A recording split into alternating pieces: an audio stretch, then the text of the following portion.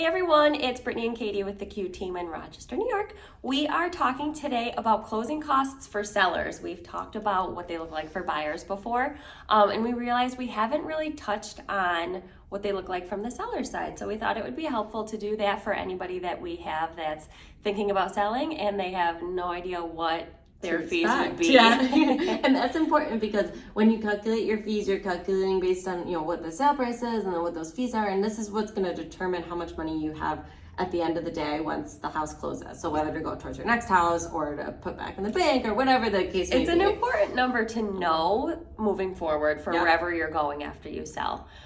So what we do is when we're estimating, we take, a calculated sales price. So what we think it's going to sell for. When we do get a purchase offer, we redo these numbers with the actual contract price. Yes. But the first thing we're going to take off of that top number is your mortgage balance on your first mortgage. However much you still owe on your mortgage, you have to pay that back to the bank. Obviously. What do you mean? So I'm just gonna let that go. So that's gonna be the first number we take off of the purchase price of our contract. Yeah. The second number is if you have a second mortgage or home equity line of credit. A lot of people don't have these, so that might not be applicable. But if you have something else that is basically your house is a lien against that needs to be paid off when the house sells, we calculate whatever that balance is and make sure that that gets taken care of and paid off. Again, needs to be paid back. One of the other expenses is the commission for the realtors. Generally, the sellers pay that, and that is a negotiated percentage of the purchase price with the realtor that they go over in their listing presentation with you. Yep, so whatever their listing fee is, they will discuss that with you, and that's typically a percentage. So we calculate out what that is based on what our percentage is. And then the next thing that we account for, which is not typically discussed in today's market. Yeah, it's like much. far away. I forgot what it was, right? But yeah, they still exist. Yes, it's seller concessions. So we've talked about this before, but basically this is a way a buyer can finance some of their closing costs that comes essentially as a credit from the seller.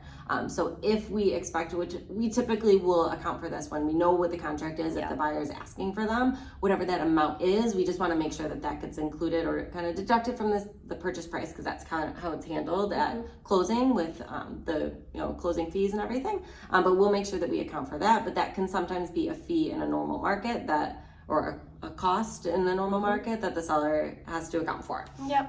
Another fee is the attorney fee. So you're going to want an attorney to represent you on your behalf when you're selling your house, and that's generally about $500. Give or take. Every attorney will have a little bit different fee, but as a general rule of thumb, that's about right. Ish. All these numbers are ish. The next fee that would be included is an abstract redate.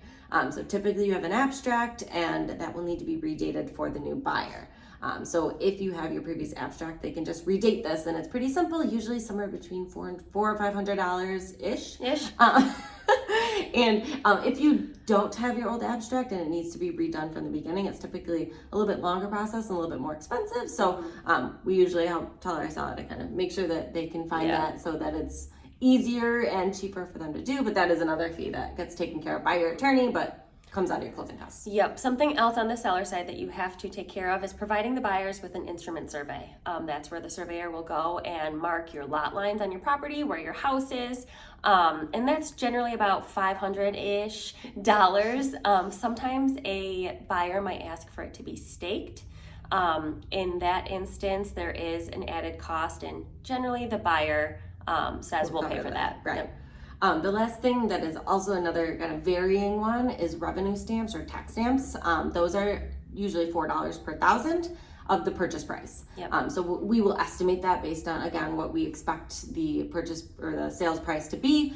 But then we will redo those numbers when we know the final contract price. But $4 per $1,000 of the purchase or of the sales price will get us our revenue stamps, which is pretty much our last closing costs that we account for. So we add all of those up, and then we subtract that from our purchase price amount, and then that's going to give us what our total equity that we're going to walk away from selling our house with.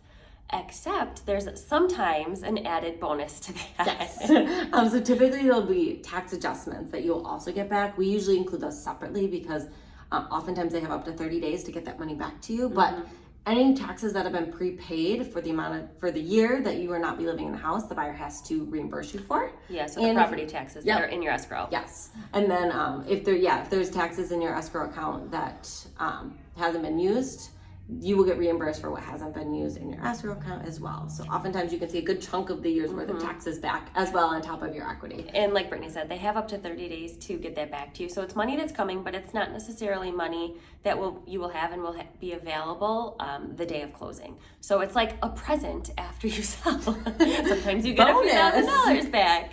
Yeah, so with these items, after you take into account the closing costs and figure out what your equity is from the contract price, then you will know exactly what you have to walk away with. And that's sometimes a very, very important number with figuring out whatever your next plans are. Helps you get to where you're going. So if you have any questions or you want us to do one based on your house specifically, please reach out and we can customize it for what we think we could get for your house and what all of those fees would look like based on a target sales price. Absolutely.